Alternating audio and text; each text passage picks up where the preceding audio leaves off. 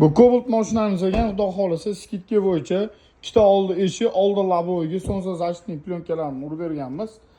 Avto oyna 75%ligi biz apparatda tekshirib, oynaga plyonka urganimizdan keyin mana bunaqa qilib klientlarga mana standartdan o'tayotganini ko'rsatib, keyin jo'nataveramiz.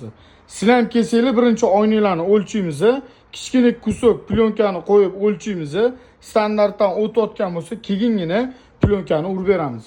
Kimga shunaqa xizmatlar kerak bo'lsa, bemalol kelaveringlar, ishinglarni chiroyli qilib, zo'r qilib bitirib beramiz. Ko'pchilik aytdi, skidkada qo'ygan plyonka standartdan o'tmaydi deb. Mana ko'rasizlar, oynanglar standart bo'lsa, plyonka o'tadi. Mana sizlarga kerak bo'lsa, isboti bilan. Bemalol kelaveringlar. Agar o't-bo'tda kimdir plyonka urib bergan bo'lsa, sizlarning ko'zingizga to'q ko'rinayotgan bo'lsa, olib kelsanglar, o'lchab ham beramiz.